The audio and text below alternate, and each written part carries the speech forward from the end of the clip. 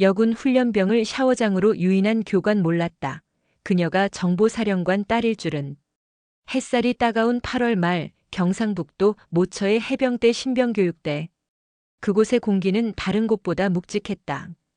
땅바닥을 내리찍는 발소리, 고함소리, 그리고 군기 넘치는 구령은 일반적인 훈련소와는 다르게 냉기가 섞여 있었다. 이수 훈련병. 5분 안에 정리 못하면 수영장 입수다. 날카로운 목소리에 한 줄로 늘어선 훈련병들이 움찔하며 움직였다. 그중 눈에 띄게 단정한 자세, 조용하지만 강단 있는 눈빛을 가진 여훈련병 하나가 있었다. 이름은 서아진, 나이 23. 하지만 아무도 몰랐다. 그녀가 단순한 여훈련병이 아니라 대한민국 해병대 전설로 불리는 정보사령관 서건태 중장의 외동딸이라는 사실을. 아지는 그 사실을 철저히 숨기고 있었다. 내가 뭔가를 이룬 게 아닌데 아버지 덕에 쉽게 지나가고 싶진 않다는 생각 때문이었다. 그러나 그녀의 결심과는 다르게 훈련소에는 썩은 고리가 하나 있었다. 최민호 대위, 부사관 훈련 파트를 담당하는 교관. 그는 여훈련병들에게 유난히 엄격하고 때론 수위 높은 언행으로 불편함을 주는 인물이었다. 여훈련병 서아진. 아지는 훈련 중이던 저녁 조용히 불려나갔다. 훈련 동료들은 이상하게 생각했지만 짧게 교관 호출이라면 묻지 않는 게 불문율이었다. 네, 교관님. 샤워장 물탱크에 문제 생겼다. 내가 확인 좀 해라. 전에 병과로 정비 수업 들었다고 했지? 네, 하지만 훈련병 신분이라. 명령이다. 따지지 마라. 아지는 기분이 좋지 않았다. 하지만 군에서는 명령이 곧 법이었다. 그녀는 조심스레 훈련소 내 샤워장으로 향했다. 평소보다 훨씬 조용한 저녁 샤워장은 이미 조명이 꺼져 있었고 사람 기척도 없었다. 교관님? 최 교관님 계십니까? 대답이 없었다. 그 순간 뒤에서 문이 쾅 닫히며 잠겼다. 하하, 이제야 둘만 있군. 최민호 대위였다. 그는 한 손엔 손전등, 다른 손엔 휴대폰을 쥐고 있었다. 그 눈빛은 분명하지 않았다. 더럽고 음산한 기운이 느껴졌다. 교관님, 지금 뭐 하시는 겁니까? 내가 누구든 상관없어. 여기선 내가 법이다. 넌 그냥 조용히 나랑 친해지면 돼. 어차피 군 생활 편하게 하고 싶잖아. 그는 휴대폰을 바지 주머니에 넣으며 다가왔다. 순간 아지는 발 뒤로 물러서며 고개를 치켜들었다. 가까이 오지 마십시오. 하, 겁낼 필요 없어. 그냥. 그의 말은 끝나지 못했다. 툭. 아진의 무릎이 정확히 최 대위의 복부에 꽂혔다. 이어진 팔꿈치 공격에 그가 휘청거리며 주저앉았다. 내가 누군지 몰랐나 보군요. 아진은 교관의 휴대폰을 빼앗아 녹음 버튼을 꾹 눌렀다. 이미 그녀는 예상하고 있었다. 훈련 첫 주부터 느껴진 이 교관의 시선과 이상한 접근들. 그리고 오늘 그 모든 게 확신으로 바뀌었다. 이제 나가서 당신이 했던 말을 하나도 빠짐없이 상부에 보고하겠습니다. 최 대위는 허둥지둥 뒷걸음질 쳤다. 야, 너 뭐 하는 짓이야? 내가 누구인 줄 알아? 그리고 당신은 내가 누군지 모르는 것 같네요. 아진의 눈동자에서 더는 훈련병의 기색이 보이지 않았다. 그것은 명백히 군인의 눈, 그것도 수많은 인물을 수습해온 정예 병사의 눈빛이었다. 그날 밤 서아진은 아무 말도 하지 않고 생활관으로 돌아왔다. 교관은 응급실로 실려갔고 사건은 은폐하려는 움직임도 있었지만 그녀의 신고는 이미 정보사 참모진까지 전달된 상태였다. 며칠 후 해병대 사령부 감찰팀이 직접 훈련소에 방문했다. 서아진의 훈련 일지, 통화 기록, 녹취 파일까지 그녀는 치밀하게 준비해 놓았다. 이 정도 자료를 수집할 정도면 그냥 훈련병은 아닐 텐데요. 감찰관 중 한 명이 물었다. 아지는 잠시 뜸을 들이다가 낮게 웃으며 말했다. 전 그냥 아버지를 실망시키고 싶지 않을 뿐입니다. 그녀는 머지않아 전설이 될 준비를 하고 있었다. 샤워장에서의 사건 이후 서아진은 단 한마디도 입에 올리지 않았다. 생활관에서도 훈련 중에도 마치 아무 일도 없었다는 듯이 묵묵히 일과를 따라갔다. 하지만 그녀의 침묵은 결코 수용이 아닌 기록과 판단이었다. 그녀의 침대 아래엔 작고 낡은 수첩 하나가 숨겨져 있었다. 아지는 그날부터 교관 최민호의 모든 행동, 언행, 주변 반응까지 세밀히 기록하기 시작했다. 과거 아버지인 서건태 중장이 가르쳐준 말이 떠올랐다. 진짜 싸움은 누가 더 오래 참고 끝까지 흔들리지 않느냐야. 감정으로 지면 이기는 것도 무의미하지. 그녀는 분노를 감정이 아니라 무기로 다듬고 있었다. 며칠 후 훈련소에는 이상한 기류가 감돌기 시작했다. 최민호 대위는 복귀했다. 하지만 평소보다 말수가 줄고 여훈련병들과의 접촉을 극도로 피하고 있었다. 동료 교관들 사이에선 조용한 소문이 돌았다. 뭔 일이 있었대? 근데 대위님이 먼저 입도 못 대고 있더라니까? 여훈련병 하나가 그냥 애가 아니었던 것 같다고. 그러나 훈련소장의 반응은 전혀 달랐다. 대령 강호성 훈련소장. 전형적인 군 내부 보호주의자였고 자신의 부대에서 문제 사건이 터지는 걸 누구보다 꺼리는 인물이었다. 그는 조용히 지나가면 다행이라 생각했다. 그냥 눈 감아. 괜히 문제 삼으면 우리 훈련소 평점 떨어진다. 강 대령은 최민호를 불러 은밀히 지시했다. 다시는 문제 만들지 마. 그리고 그 훈련병 서하진? 그 앤 그냥 조용히 퇴소시키자. 편하게 보내. 특기병으로 돌려버리든지. 최민호는 이 기회에 상황을 자기 쪽으로 돌릴 생각을 했다. 그러나 그는 모른다. 그 훈련병이 단순한 문제 아기 병사가 아니라 대한민국군 정보권력 최정점에 피를 이은 자라는 사실을. 생활관 안 저녁 점호가 끝난 뒤 아지는 편지 한 통을 꺼냈다. 그녀는 아버지에게 보내는 직접적인 연락 대신 지능작전본부 소속 여상사 윤희정에게 극비 우편을 보냈다. 그 내용은 단순했다. 날짜, 시간, 사건 정황, 관련 교관 이름, 대화 녹취 및 확보 수단, 생활관과 주변 여훈련병 증언 가능성, 그리고 마지막에 덧붙인 한 줄이 강렬했다. 저는 절대 침묵하지 않을 겁니다. 서건태 중장의 딸로서가 아니라 단지 이 군대가 더 이상 썩지 않길 바라는 한 병사로서. 며칠 후 그녀의 예상보다 훨씬 빠르게 일이 움직였다. 오전 조기구보 시간 훈련장에 검정색 SUV 차량 2대가 도착했다. 차에서 내린 사람들은 민간 복장이었지만 모두가 군인의 눈빛이었다. 그리고 차량 뒷좌석에서 내린 한 남자. 소령 계급장을 단 군사보안사 소속 수사관. 그는 강 대령에게 간단하게 말했다. 서하진 훈련병 관련 감찰 명령입니다. 정식 수사 착수하겠습니다. 강 대령의 표정이 굳었다. 최민호는 얼굴이 창백해졌고 훈련병 사이에 긴장감이 돌기 시작했다. 그날 저녁, 서하진은 별다른 말 없이 감찰팀 앞에 앉았다.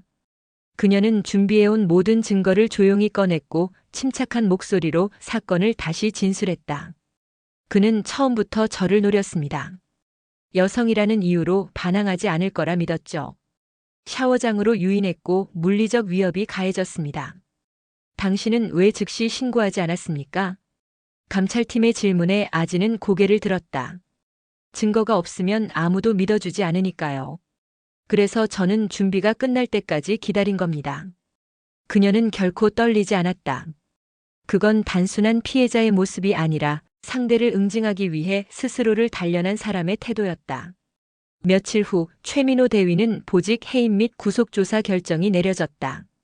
그는 조사 과정에서 그냥 장난이었다고 말했지만 정식 징계위원회에 회부되며 군내 성추행 범죄로 분류되었다. 서하진은 훈련을 이어갔다. 아무 일도 없었다는 듯이, 그러나 전보다 더 강한 눈빛으로. 그리고 어느 날 생활관 창문 너머로 한 남자의 그림자가 비쳤다. 서건태 중장. 그는 말없이 딸을 바라보다 고개를 끄덕이고 돌아섰다. 그 한 번의 시선이 그녀에게 수백 번의 격려보다 더 깊은 용기를 남겼다. 훈련소 복도 끝, 그날 밤은 평소와 달랐다. 말없이 각 잡힌 군기 속 일부 교관들의 눈빛이 묘하게 흔들리고 있었다. 야, 너 들었어? 그 여훈련병 걔가. 응. 정보사령관 딸이래. 진짜냐고. 미쳤다 진짜. 그럼 최 대위는 지금 완전 끝난 거네. 소문은 빛보다 빨랐다.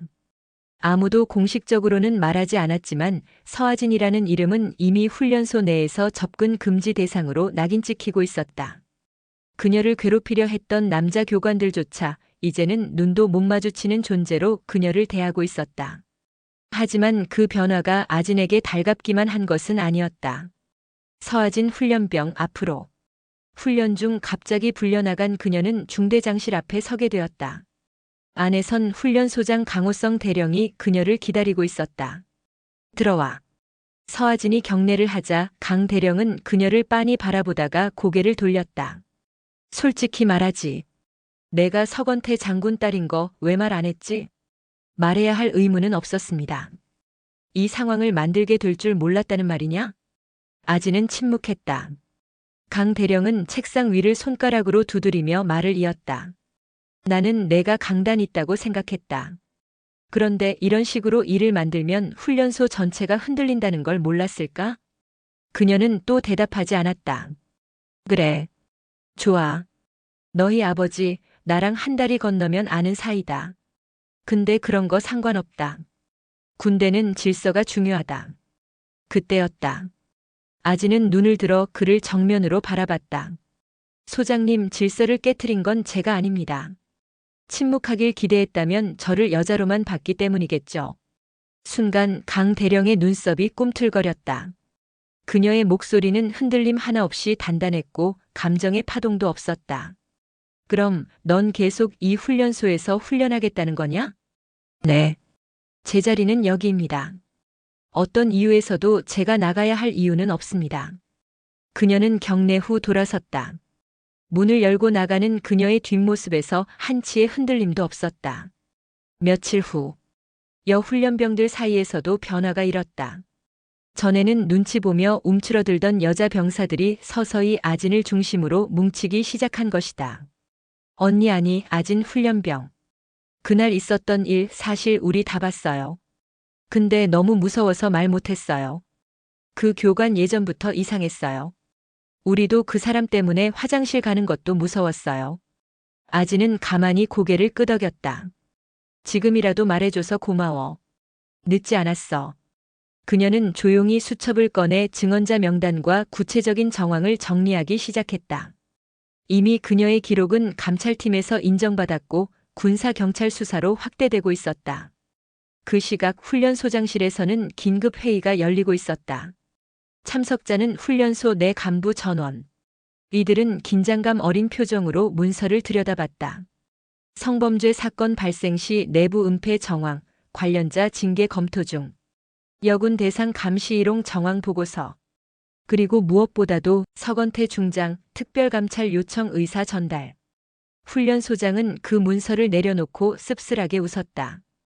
이젠 그냥 여훈련병 사건이 아니야. 이건 군의 시스템 전체가 뒤흔들릴 수 있는 정치적 문제야. 참모 중 하나가 조심스레 입을 열었다. 그 서중장께선 직접 나서시진 않겠죠? 글쎄, 서건태라면 손을 빼지 않아. 딸이 이런 일을 당했는데. 회의장은 조용해졌다. 그리고 며칠 후 훈련소에는 보이지 않는 변화가 감돌기 시작했다. 아진의 생활관은 별도의 모범병사실로 이동되었고 그녀는 공식적으로는 우수 훈련병 특별과정 대상자로 격상됐다. 하지만 이는 사실상 보호 조치였다. 그녀를 노리던 교관들은 감찰 중이고 훈련소장은 내부 정비에 들어간 상황. 그리고 서서히 아진에게 작전 권한이 주어지기 시작했다. 중대장은 그녀를 불러 다음과 같이 말했다. 서훈련병. 훈련관 입장에서 보기엔 너처럼 훈련에 몰입하고 중심을 잡는 병사를 본 적이 없다. 감사합니다. 다음 주부터는 여훈련병 조장으로 활동해라. 정식 임무고 내 권한 안에 훈련 조율과 인원 배치도 포함된다. 그녀는 고개를 숙였지만 속으론 이미 새로운 전장을 예감하고 있었다. 이제 그녀의 반격은 시작되었다. 그리고 그녀의 존재는 더 이상 무시받는 여군 훈련병이 아니었다. 야, 여자의 하나 때문에 우리가 이 꼴이냐? 막사한 조용한 새벽. 교관들만 모인 비공식 회의가 술기운에 뒤섞여 벌어지고 있었다.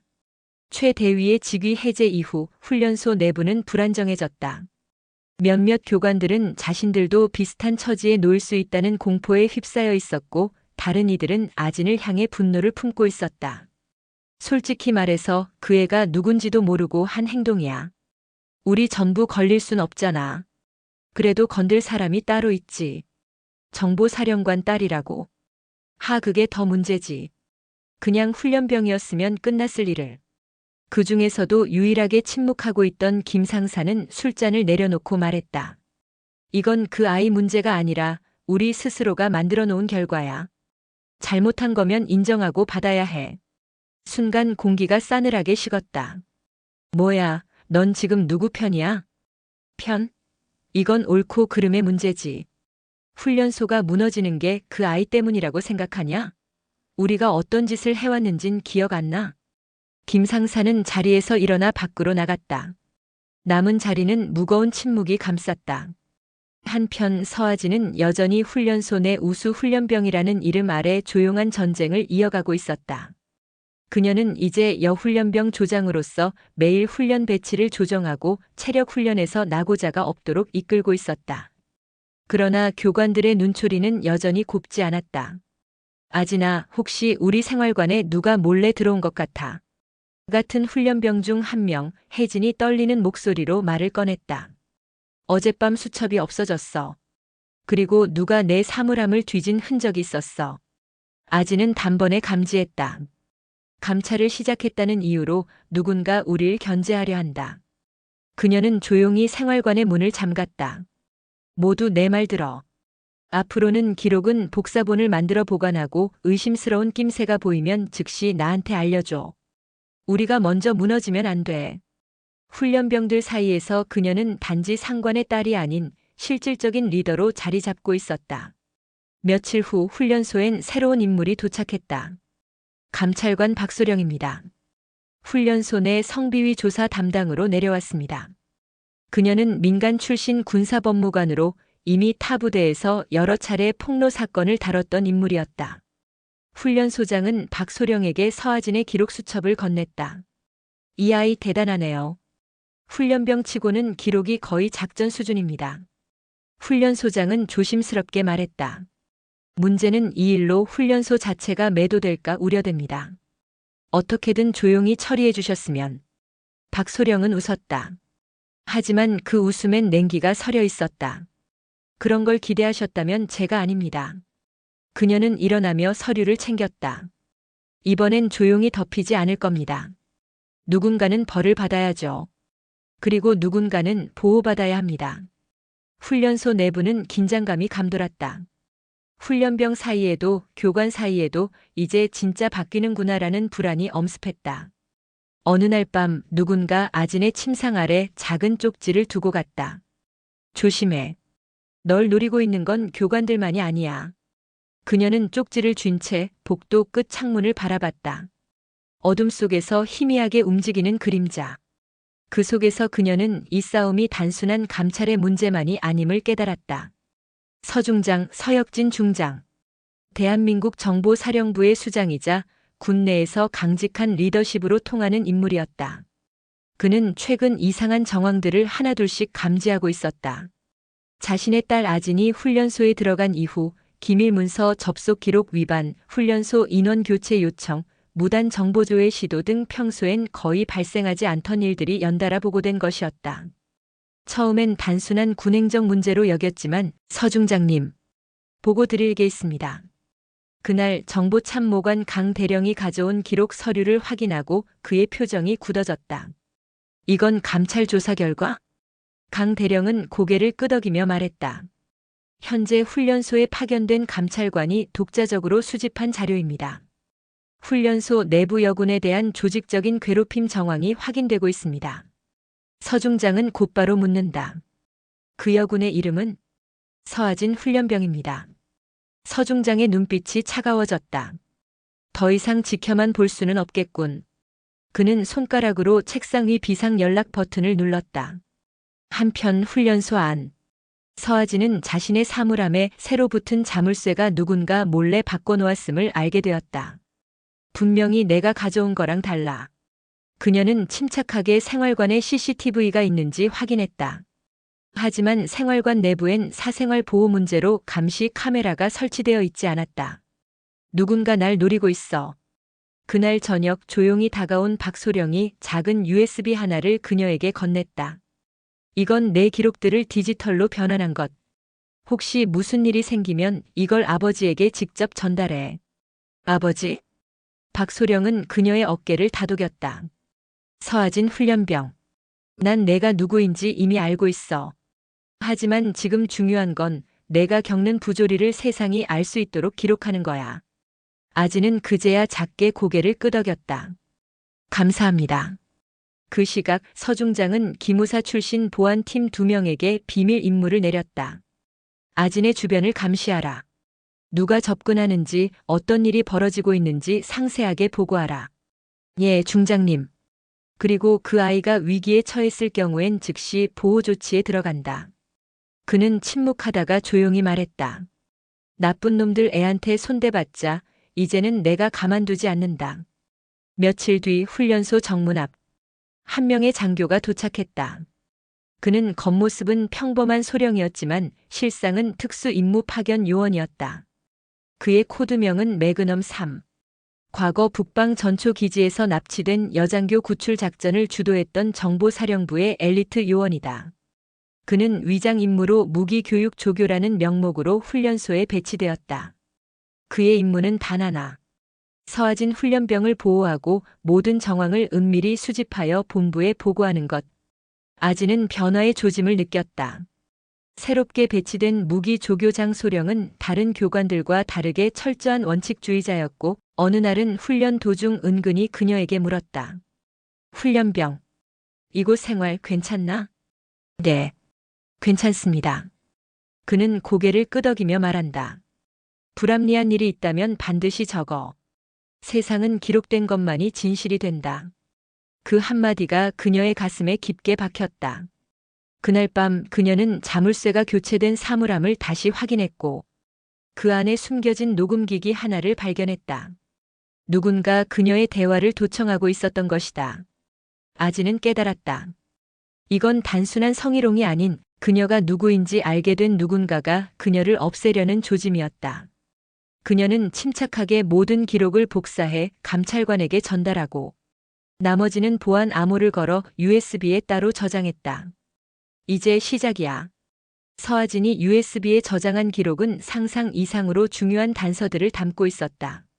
사물함에서 발견된 도청장치, 훈련 중 교관의 반복된 성적 언동, 생활관에서 들려오는 수상한 발소리.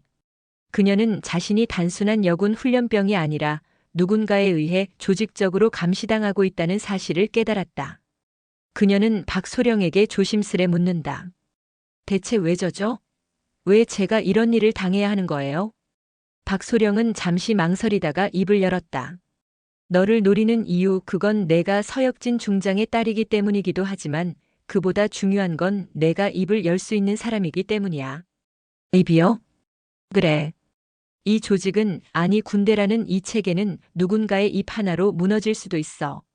특히 내부에서부터 썩은 곳을 밝혀내는 사람, 그게 바로 내 역할이 될 수도 있어.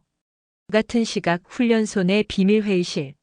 한 남자가 캄캄한 방 안에서 누군가와 통화 중이었다. 서아진? 걔가 지금 감찰관에게 자료를 넘겼다고요? 전화기 너머에서는 낮고 거친 목소리가 들렸다. 그 USB만 확보하면 돼. 우리가 뭘 했는지 그 아이가 다 알기 전에. 그는 인상을 찌푸리며 답했다. 하지만 문제가 하나 생겼습니다. 무기 조교로 새로 들어온 장소령 그자 뭔가 수상합니다. 장소령? 기무 출신일 수도 있어. 조심해. 예, 알겠습니다. 계획대로 처리하겠습니다. 그날 밤 서아진은 생활관 창문 너머로 희미한 불빛을 보았다. 누군가가 생활관 근처에서 움직이고 있어. 침착하게 침상에서 내려온 그녀는 조용히 휴대용 캠코더를 켰다.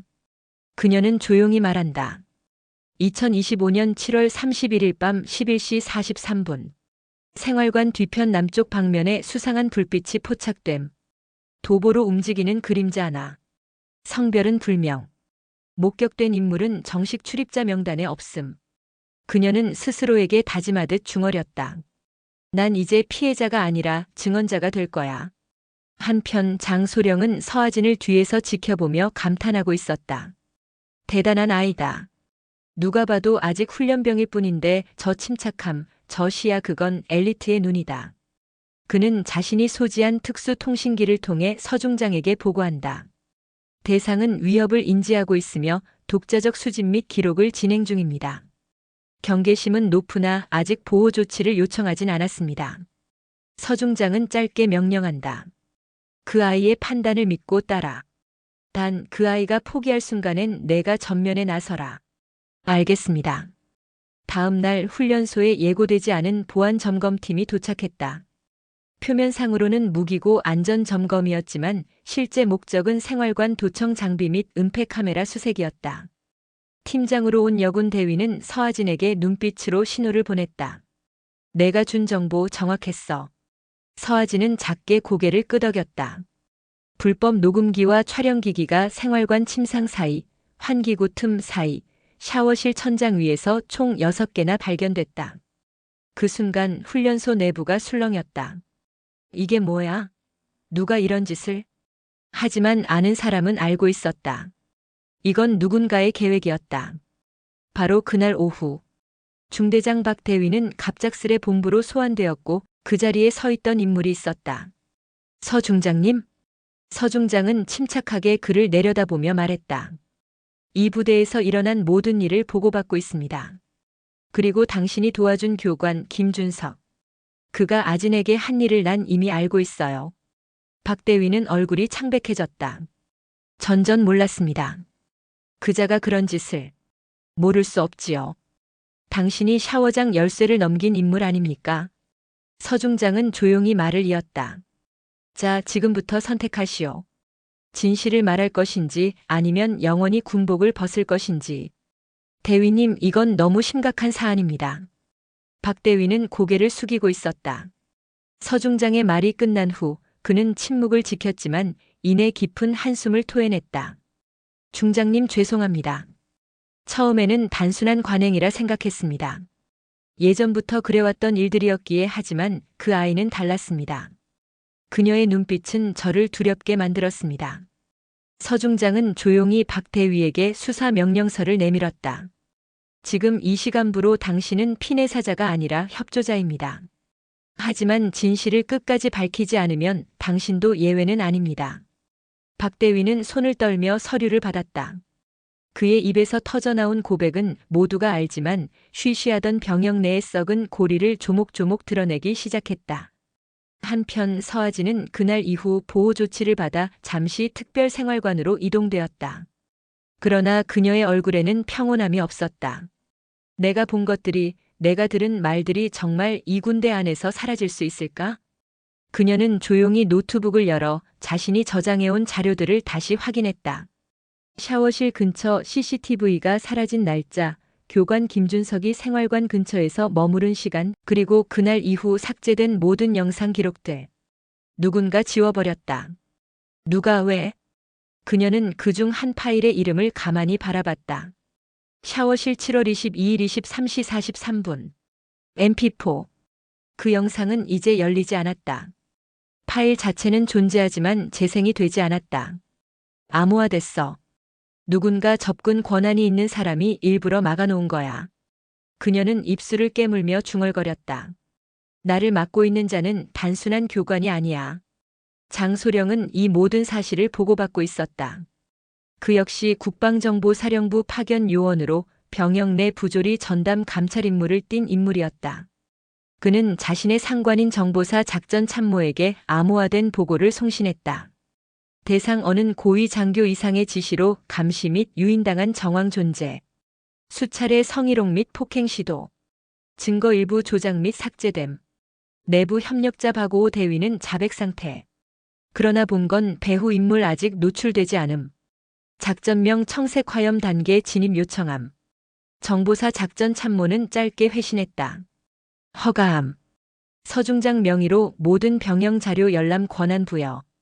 며칠 뒤 서아진은 병영 내 강당에서 열린 비공개 조사 인터뷰에 참석했다. 대기실에는 국방부 소속의 여성 조사관과 변호사가 앉아 있었다. 서훈련병, 오늘 당신의 증언은 단순한 고발이 아니라 병영 문화 전반을 뒤흔들 증언입니다. 준비되셨나요? 그녀는 고개를 끄덕였다. 네. 오늘 저는 피해자가 아니라 증인이 되러 왔습니다. 그날 그녀는 샤워장 사건은 물론 생활관 도청, 교관의 지속적 성희롱, 동기 여군들의 침묵 강요, 그리고 파일 조작에 대해 조목조목 증언했다.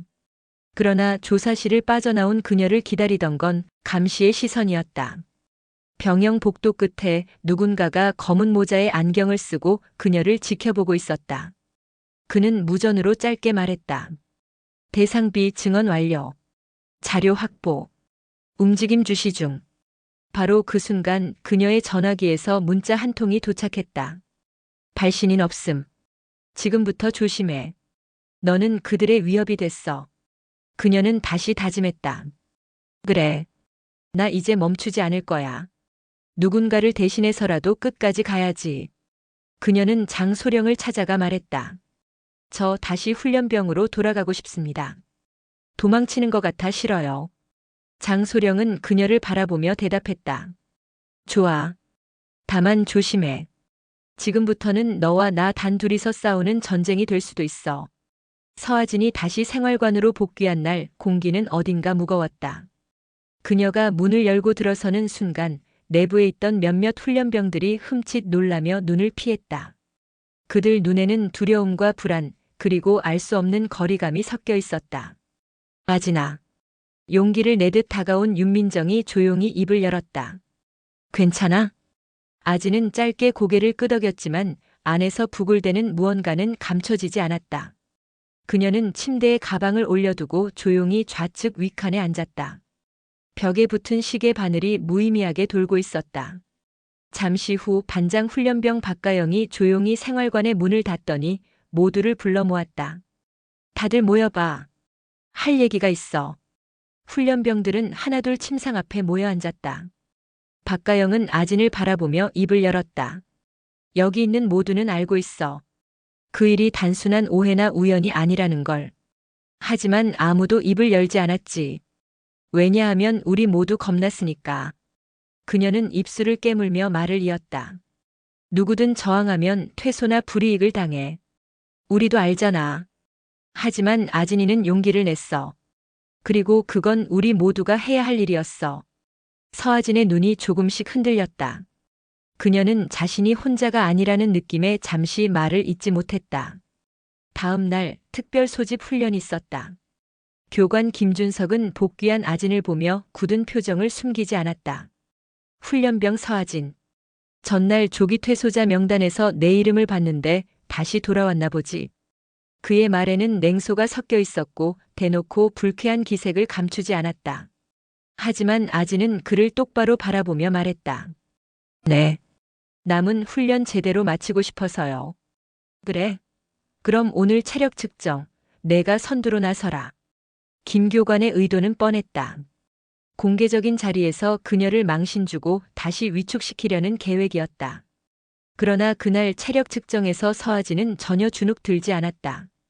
턱걸이 10회, 윗몸 일으키기 80회, 달리기 3km 13분 30초. 모든 항목에서 상위권 성적을 기록하며 교관들을 놀라게 했다. 주변 동기들이 박수를 보내는 가운데 김 교관은 얼굴이 일그러졌다. 그날 밤 서아진은 생활관 침대 위에서 조용히 노트를 꺼냈다. 그녀는 하루하루 있었던 일들을 상세히 기록하고 있었다. 2025년 8월 4일 오전 9시 체력 측정 후 교관 김준석의 시선 확인. 훈련 전 생활관 근처를 맴돌던 병기병 병장 1명 추가 확인. 점심 식사 중 2명 여성 훈련병이 눈을 피함. 반장 박가영과 짧은 대화 우리가 너무 늦은 걸까 발언 기재. 그녀는 이 기록들을 국방정보사 조사관에게 주기적으로 전달하고 있었다. 이제 그녀의 행동은 단순한 생존이 아니라 폭로와 증명이라는 임무가 되어 있었다. 며칠 뒤 생활관 전체를 뒤흔드는 사건이 발생했다. 샤워장 천장에서 몰래카메라가 발견된 것이다. 훈련병 장혜린이 샤워 중 벽 틈에서 반짝이는 렌즈를 발견했고 곧바로 관리자에게 신고하면서 장교 전원이 소집되었다. 조사 결과 카메라는 샤워장 환풍구 뒤에 치밀하게 설치되어 있었으며 녹화 장치는 건물 뒤 보급실에 숨겨져 있었다. 그리고 보급실 열쇠는 교관 김준석만이 가지고 있었다. 훈련단은 즉시 긴급 회의를 열었고 김 교관은 직위해제 상태로 헌병대 조사를 받게 되었다. 서 훈련병, 지금부터는 내가 결정해야 해. 장소령은 조용히 말했다. 이제 내 정체를 밝히고 더 큰 전환점을 만들 수도 있어. 아지는 고민 끝에 고개를 들었다. 아직은 때가 아니에요. 하지만 곧 때가 올 겁니다. 김준석 교관이 체포된 다음 날 훈련소 전체는 술렁였다. 생활관, 교관실, 식당, 샤워장까지 헌병대가 수색을 벌였고 훈련병들 사이에선 이런 일이 다 있었냐는 충격이 뒤섞인 소문이 돌기 시작했다. 하지만 정작 가장 조용한 이가 있었다. 서아진. 그녀는 흔들림 없이 평소처럼 훈련에 임했고 오히려 주변 사람들을 차분히 다독였다. 그 조용한 침착함 속에서 사람들은 서서히 눈치채기 시작했다. 이 사람 보통 훈련병이 아니구나. 같은 시각 정보사령부 내부 작전실. 수석정보관 박주영 대령은 한 장의 보고서를 들고 심각한 얼굴로 회의실에 앉아 있었다. 서아진 훈련병은 정보사령관 서창민 중장의 딸이며 이번 군내 여성 인권 침해 실태 전수조사를 위한 내부 파견 임무를 수행 중입니다. 그 보고서를 받은 이들은 모두 입을 다물었다. 지금까지 있었던 일들이 하나둘 맞춰지기 시작했다. 정말 그분 딸이 맞습니까? DNA 확인 결과까지 있습니다. 그럼 지금껏 훈련소 내부에서 일어난 건 모두 같은 날 밤 생활관 뒤쪽 소각장에서 누군가 몰래 문서를 불태우고 있었다. 검은 모자에 군복을 입은 한 남성. 그는 누군가의 흔적을 없애기 위해 폐쇄된 휴게소 창고까지 들어갔다. 하지만 그 장면은 모두 촬영되고 있었다. 서아진의 비밀 카메라가 녹화 중이었고 그 자료는 정보사령부 조사 전담팀의 드라이브에 자동 전송됐다. 다음 날 아침 조기태 대령이 훈련단장 직무로 나타났다. 그는 김 교관의 빈자리를 대신해 앞으로의 훈련을 총괄하겠다고 발표했다. 김준석 건은 유감이다. 하지만 훈련은 계속돼야 한다. 그의 말투는 딱딱했고 서늘한 눈빛은 분명 메시지를 담고 있었다. 서아진, 내가 널 눈여겨보게 될 것 같다. 서아진은 고개를 숙이며 짧게 대답했다. 예, 알겠습니다. 단장님. 하지만 속으론 이미 알고 있었다. 조기태 대령 훈련단의 실질적인 권력자이자 과거 군 기밀 유출 사건으로 조사를 받았다가 무혐의로 풀려난 인물. 그리고 여성 군인을 성적으로 희롱했다는 수차례의 익명 진정이 있었던 장본인. 생활관 안 박가영과 윤민정은 조심스럽게 물었다. 우리도 도와줄 수 있을까? 그 사람 조기태가 진짜 더 위험한 거지. 서아진은 잠시 생각하다가 노트북을 꺼내 보여주었다. 거기에는 군 내부 비위자 리스트, 그리고 조기태와 연결된 협력 하청업체, 예산 전용 내역, 심지어 여군 성추행 은폐 사건 보고서까지 정리되어 있었다. 우린 지금 뿌리까지 들어가고 있어. 박가영은 입술을 질끈 깨물며 고개를 끄덕였다. 그럼 이제 진짜 시작이네.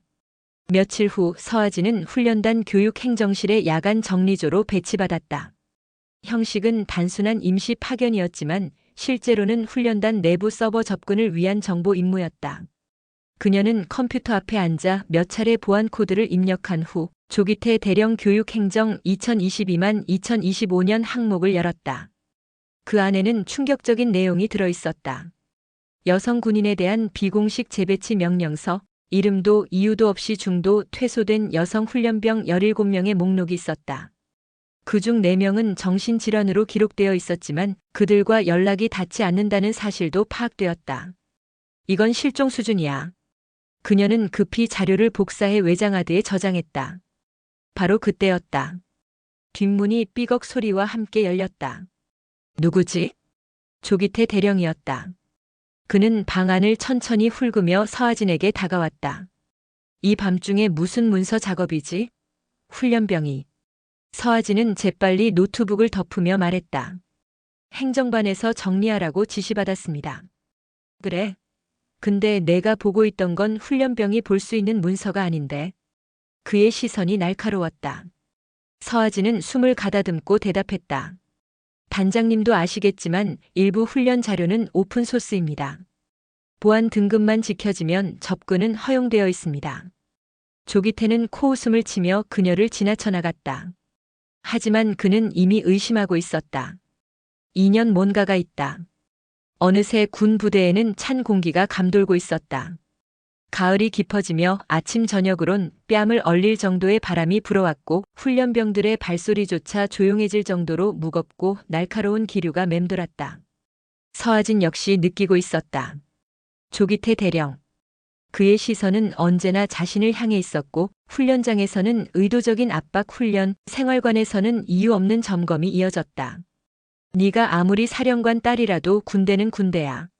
명령 체계 어기면 내 손으로 너 쫓아낼 수 있어. 조기태는 마치 속삭이듯 아진의 귀에 대고 그렇게 말했다.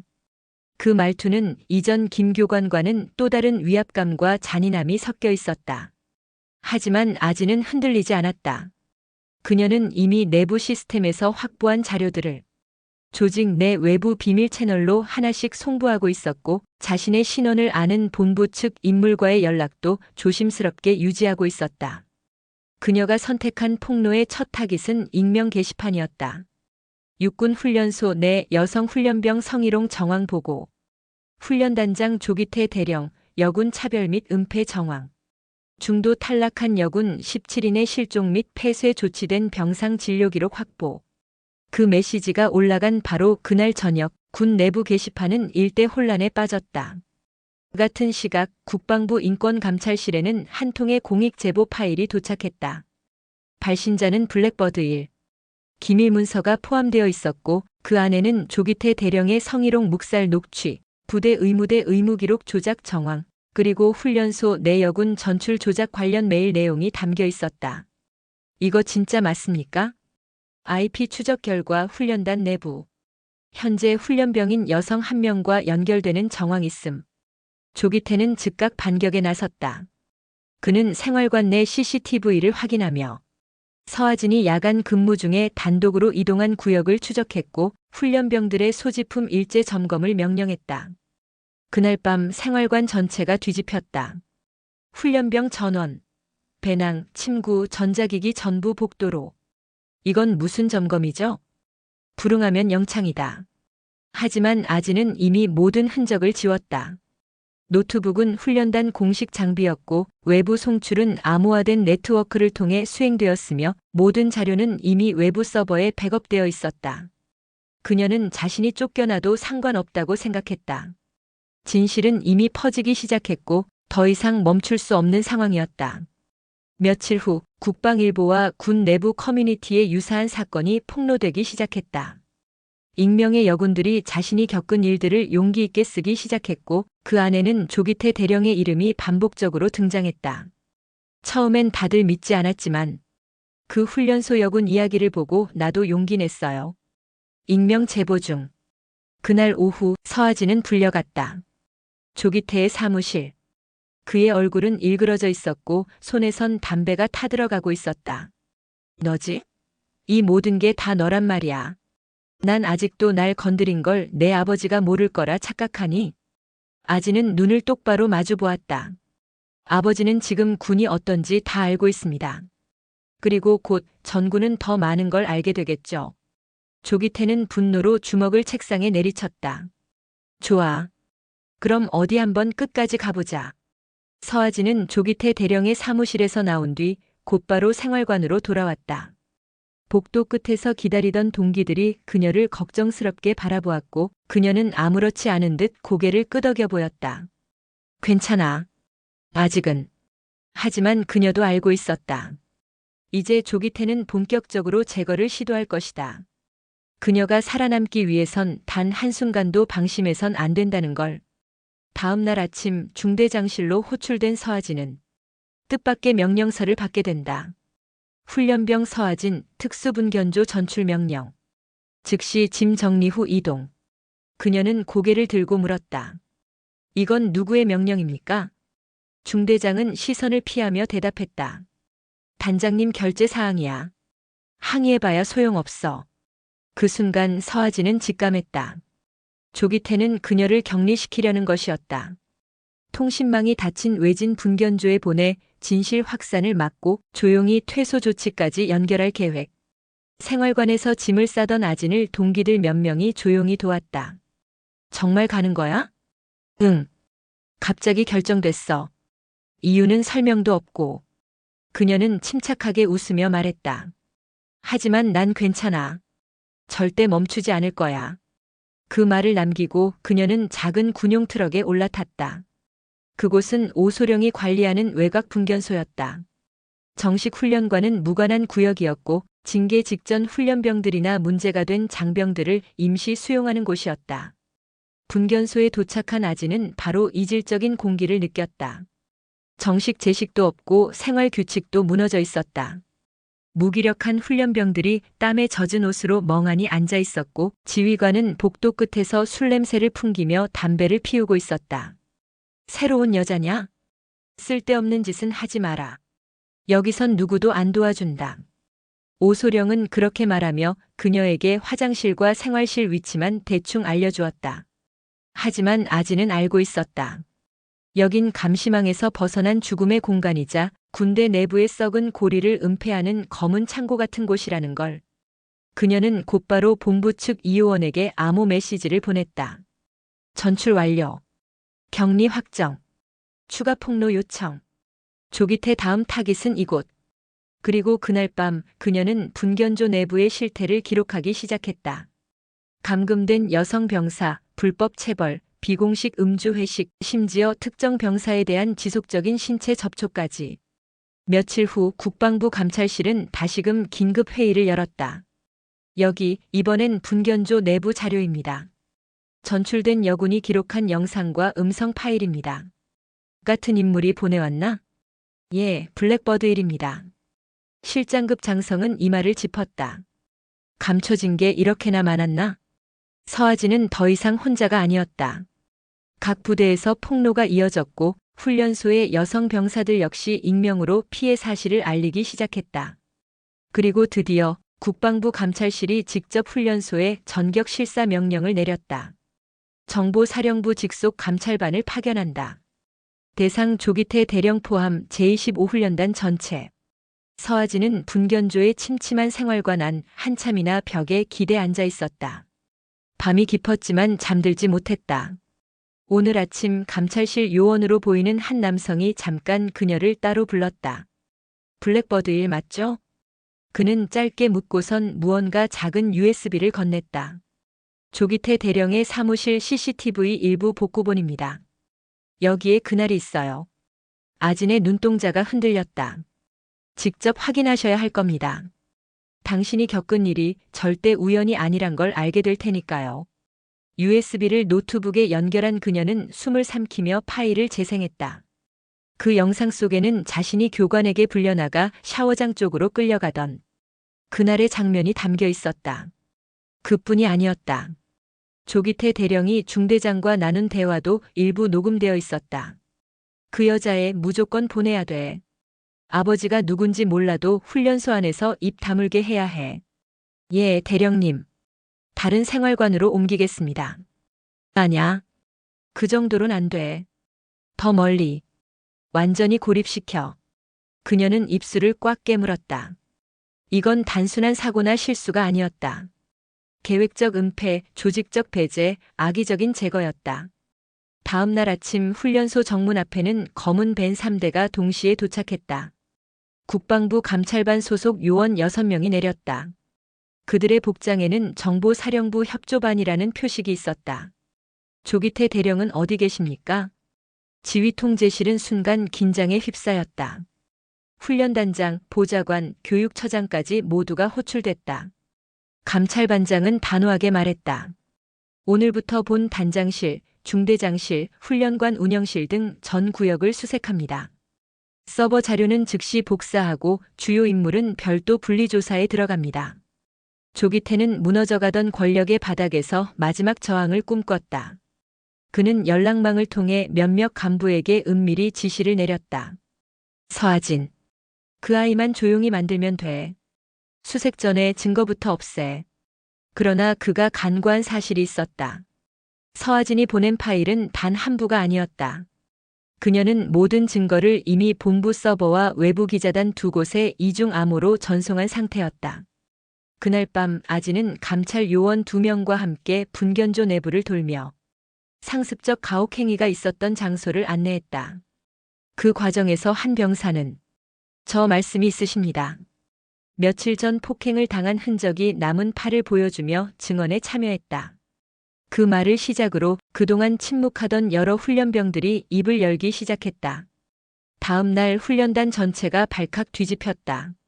조기태 대령, 직무정지 명령 발령. 중대장, 교육보좌관 포함 총 5명, 대기조치.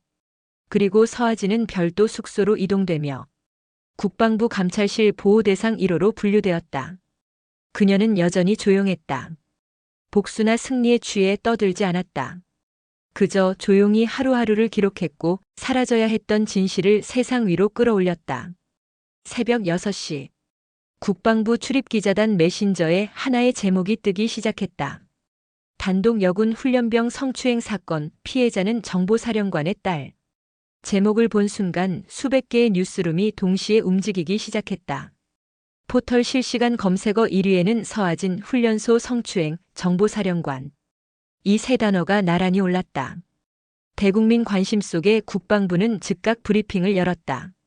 현재까지 확인된 바로는 피해자 서아진 훈련병은 현직 정보사령관 서정태 장군의 친딸로 확인됐으며 훈련소 내 교관에 부적절한 행위가 있었다는 정황은 다수의 증언과 영상자료로 확인되었습니다. 하지만 아진의 아버지 서정태 장군은 자리를 빌려 말을 아꼈다. 지금은 감정이 앞설 때가 아닙니다. 이 사건을 딸의 문제로 축소하지 마십시오. 우리 군 전체의 구조적 문제로 직시해 주십시오. 그의 단호한 발언은 수많은 사람들의 가슴을 울렸다. 서아진은 한 예능 프로그램에 출연 요청을 받았지만 모두 거절했다. 대신 그녀는 침묵 속에서 단 한 가지를 준비하고 있었다. 여군 권리 증진과 보호를 위한 청년 간담회. 그날 전국 13개 사관학교에서 온 여생도 30여 명이 작은 회의실에 모였다. 그녀는 그 앞에서 조용히 말했다. 누군가는 다시 이런 일을 겪지 않아야 하니까요. 저는 단지 그 시작이 되고 싶었습니다.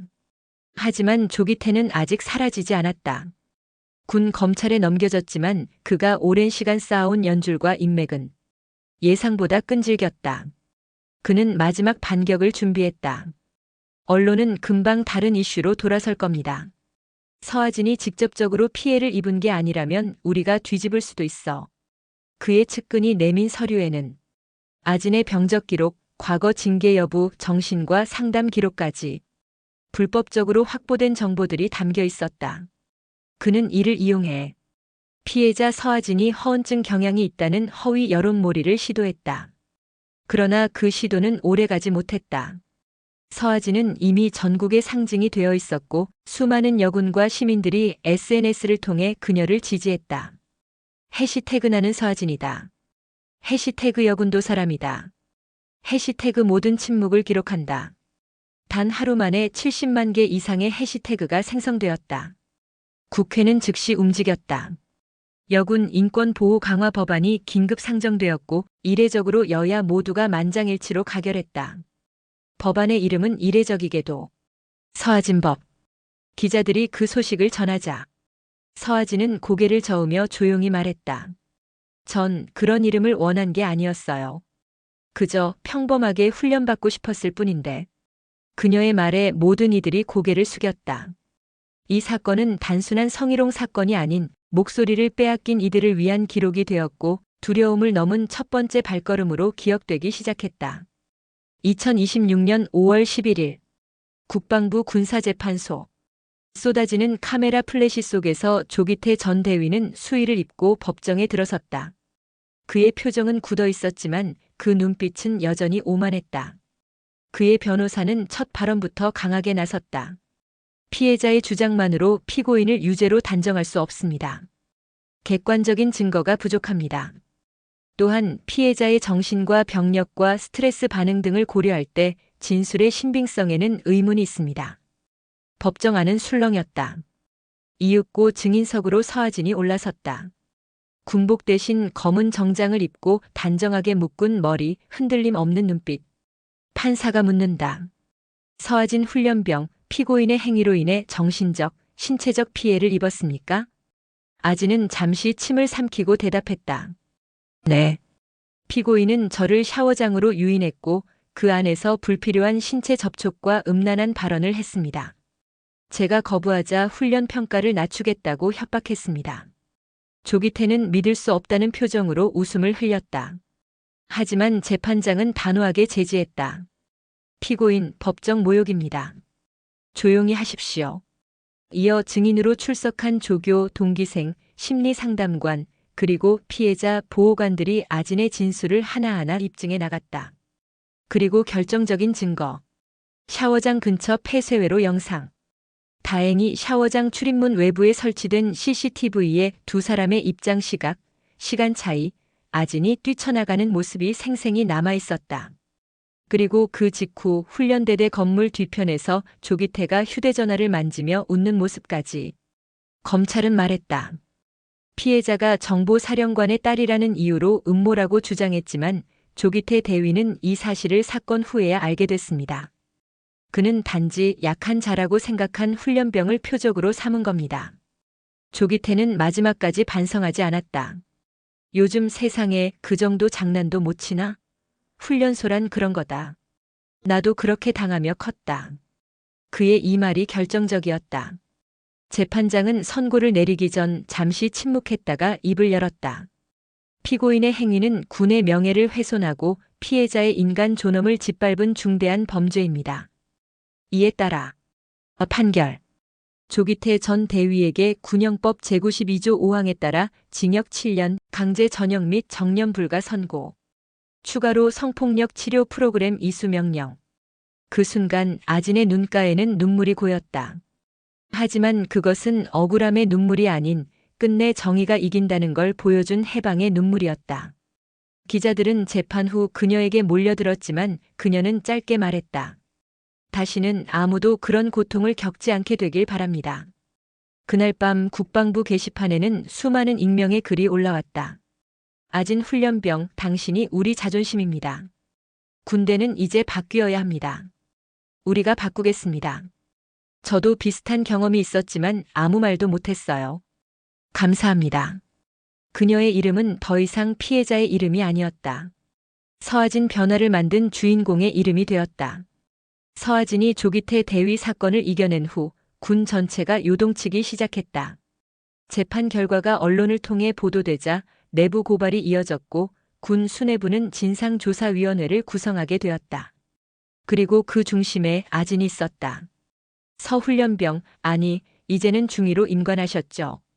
국방개혁위원회에서 정식 자문을 요청드리고 싶습니다. 정보사령부의 부사령관이자 그녀의 아버지 서강진 중장은 딸에게 조심스럽게 물었다. 아진아 진짜 괜찮겠니? 이제 군을 떠나 새로운 삶을 시작해도 된다. 아진은 창밖을 바라보며 잠시 생각에 잠겼다. 봄 햇살이 조용히 내려앉은 본청 복도. 그녀는 천천히 고개를 저었다. 아니요. 누군가는 남아야 해요. 누군가는 끝까지 싸워야 해요. 그래야 변하죠. 국방부 청사 6층 회의실. 국방개혁위원회 비공개 회의. 회의실에선 중령 이상 간부 10여 명이 앉아 있었고 그 가운데 서아진 중위가 군복 차림으로 앉아 있었다. 지금까지 군대는 여성이라는 이유로 그들을 배제하거나 보호란 이름으로 가두었습니다. 그러나 진정한 군의 변화는 능력 있는 사람이 차별 없이 임무를 수행할 수 있을 때 시작됩니다. 아진의 목소리는 단호했다. 저는 더 이상 군이 남자들만의 조직이라는 오명을 쓰는 걸 참을 수 없습니다. 바꾸겠습니다. 제가 그 시작이 되겠습니다. 며칠 후 국방부는 중대 발표를 한다. 속보 여성군인 권익보호센터 신설, 서아진 중위 초대 센터장 임명. 특집군 내부 성희롱 고발 채널 전면 개편 내부 감찰 강화. 국민들 사이에서도 서아진 중위는 희망의 상징이 되었다. 그녀는 더 이상 피해자가 아니었다. 어느 날 훈련소에 방문한 아진은 그곳에서 훈련을 받고 있는 후배 여군들과 마주하게 된다. 그중 한 훈련병이 수줍게 다가와 말한다. 중위님, 저 중위님 기사 보고 입대 결심했어요. 아지는 놀라며 미소 지었다. 정말? 네. 저도 누군가에게 용기가 되는 사람이 되고 싶어서요. 아지는 그녀의 어깨를 다정히 두드렸다. 이미 넌 그런 사람이야.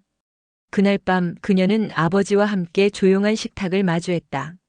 식사는 평범했지만 그 대화는 오래 남았다. 이제 알겠니? 왜 내가 그 힘든 정보사령부에 있었는지. 이해돼요. 아빠는 항상 조용히 싸워왔더군요. 너도 마찬가지야. 자랑스럽다. 아진이 군을 떠난 날은 조용했다.